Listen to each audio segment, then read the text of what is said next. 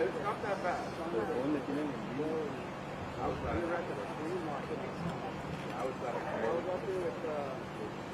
estas son hackeos de gas. Nuestra ingeniería.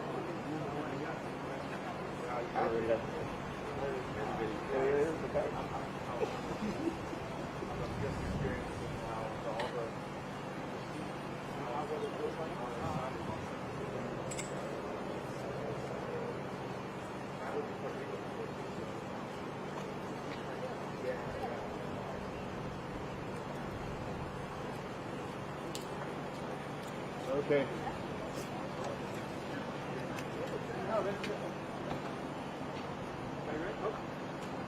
Sheriff, we're here too, so.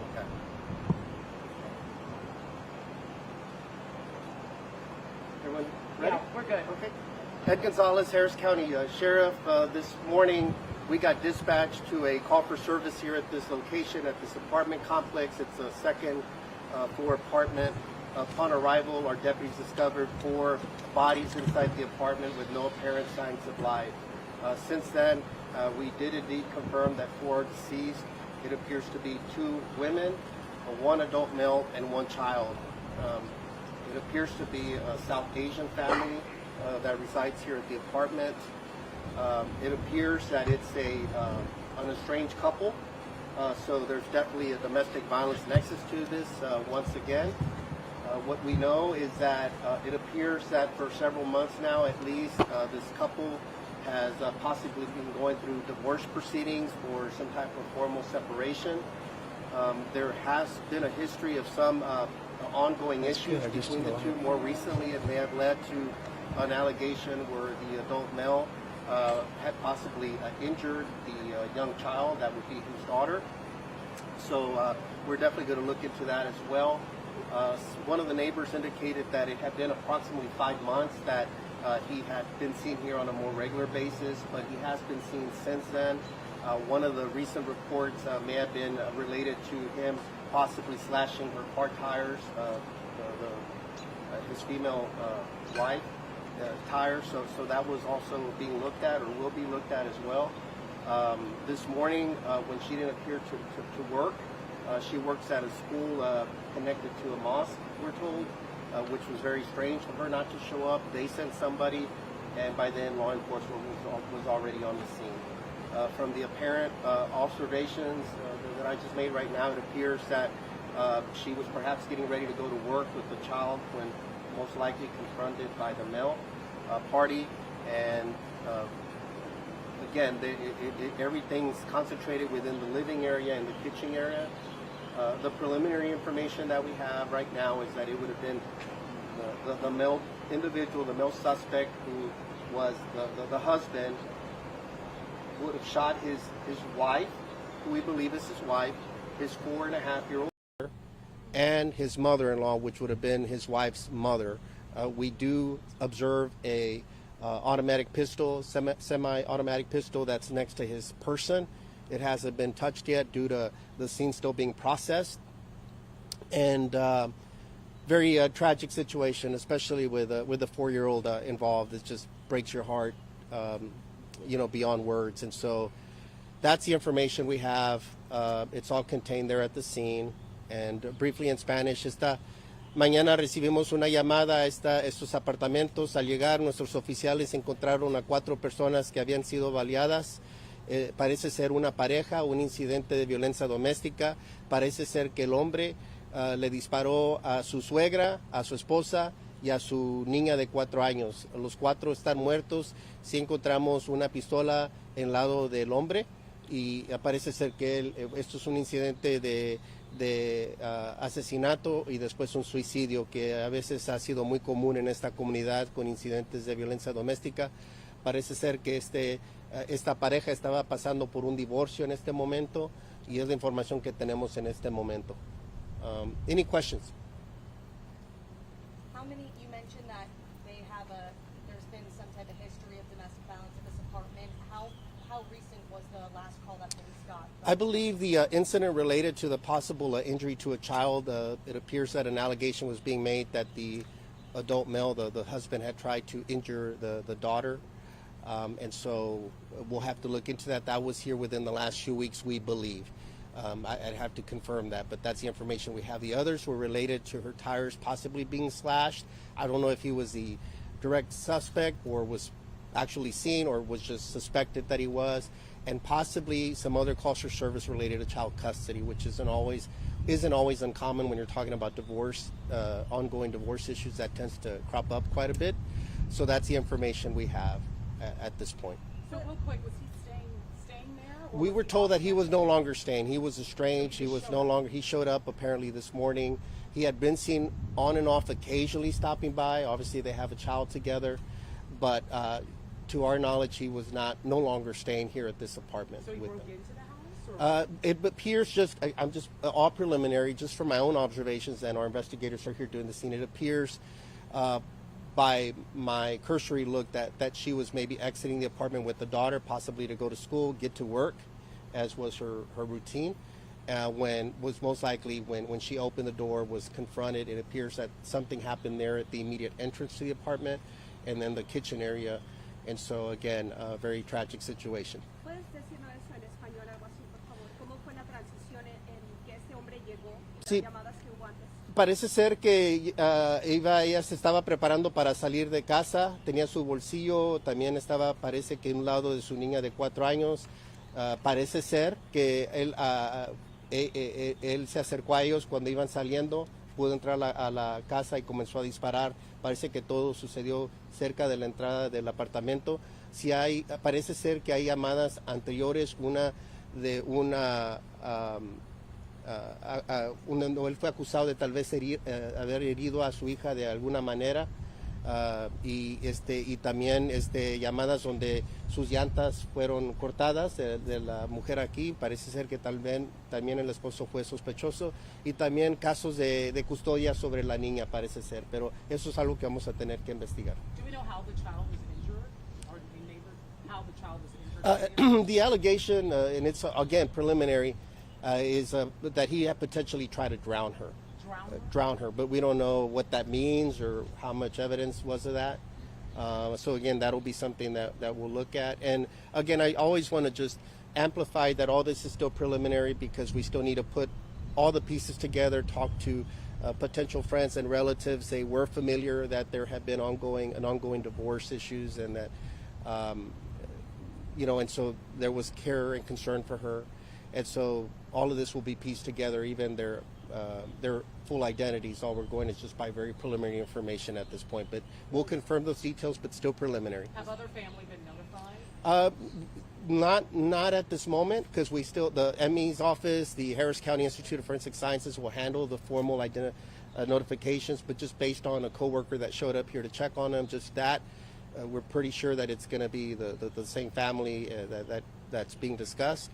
Again, they're a South Asian family. It appears to be the adult male, and the weapon was found next to his body, and then the female, which would have been his wife, and then her mother, and then a 4.5 child. So I don't know what they're originally from Pakistan, I believe, but we don't know specifically in terms of other next of kin. What are neighbors saying about what they heard or saw? They just heard some gunshots. Just not rapid, but pretty much in succession. Approximately 4 shots, I believe, and that's about all that they heard. And then we ascended on the apartment complex. What happened with the drowning incident? Was there ever any charges filed against him? It was very recent that happened. I don't think any charges may have been filed on that yet. But again, I don't know the history. I was just told it was possibly related to some type of drowning. I don't know the details or what kind of evidence was involved with that.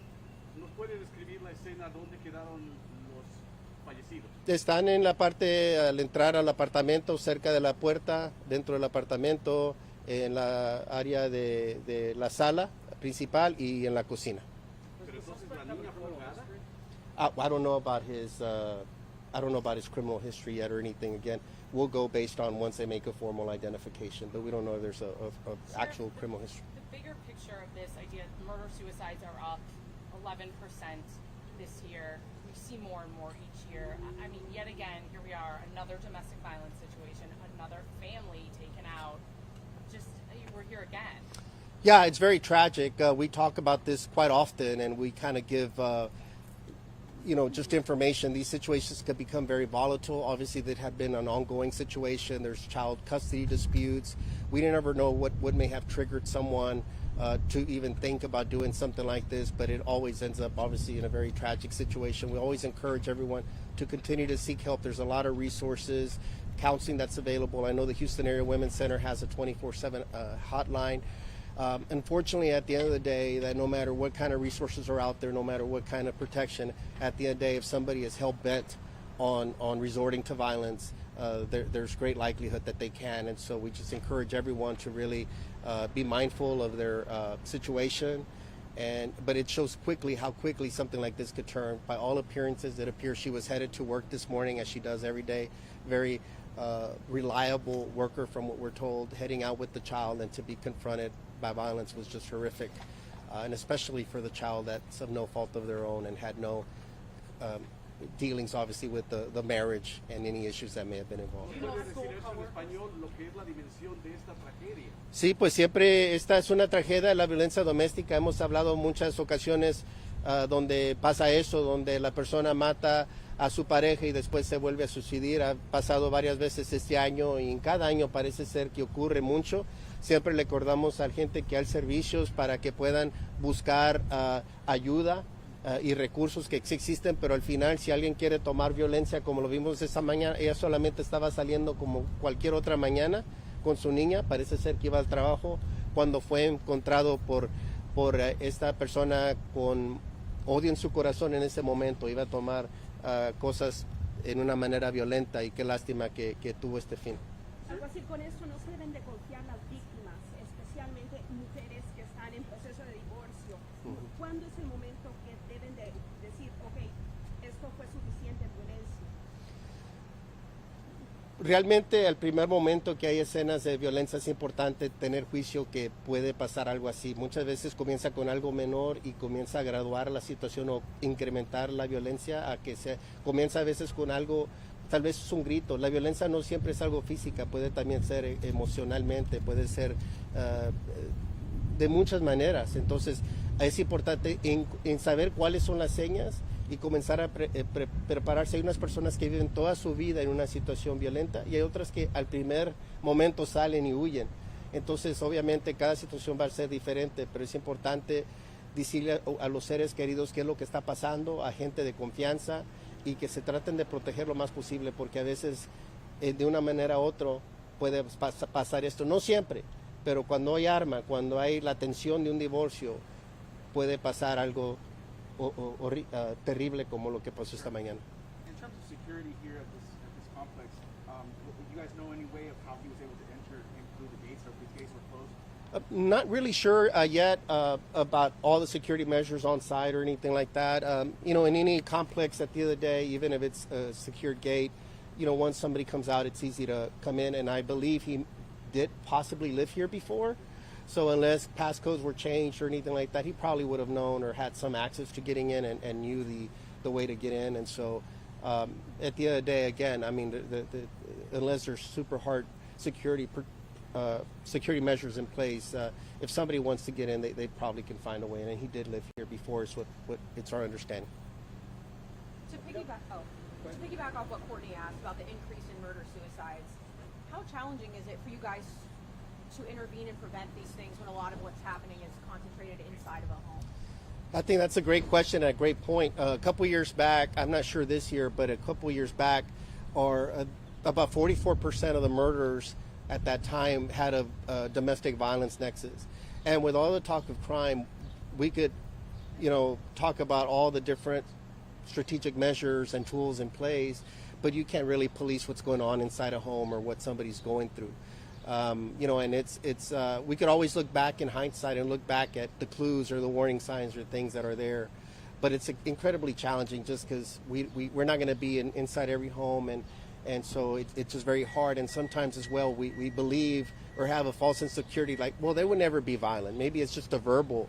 But domestic violence also can include emotional and psychological abuse as well. So it's important to be aware of those signs as well. It's not always just physical. It could start with simply breaking a person down mentally and emotionally, and then eventually it might graduate to violence. And in this case, it's just no words to think, like, why take their lives, the mother-in-law, the child of all, you know, and it's just what goes through somebody's mind is something we just can't fathom, but unfortunately we see it far too often. ¿Porcentaje de incremento algo así? No estoy seguro. Hace unos años sé que por lo menos 44% de nuestros homicidios estaban conectados con violencia doméstica.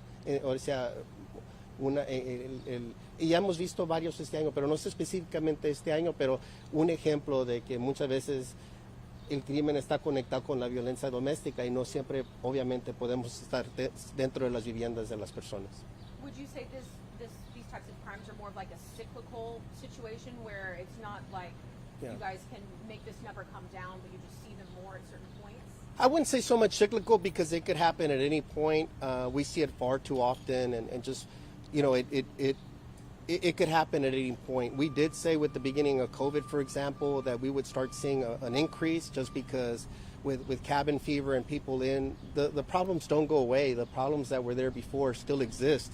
If there's an ongoing divorce and it's becoming toxic or difficult, then, you know, we do have that possibility where things just could become violent.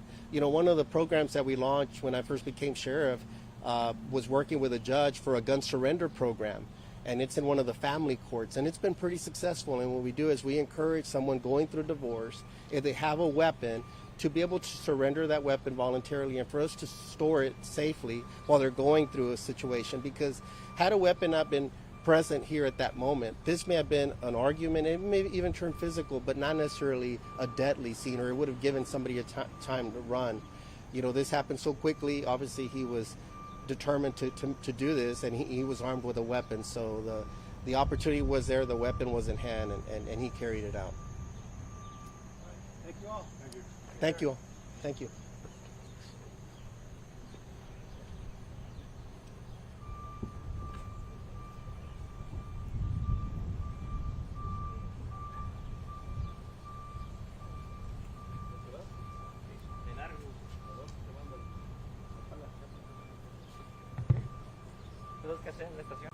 Oye, ¿y mi sticker del registro?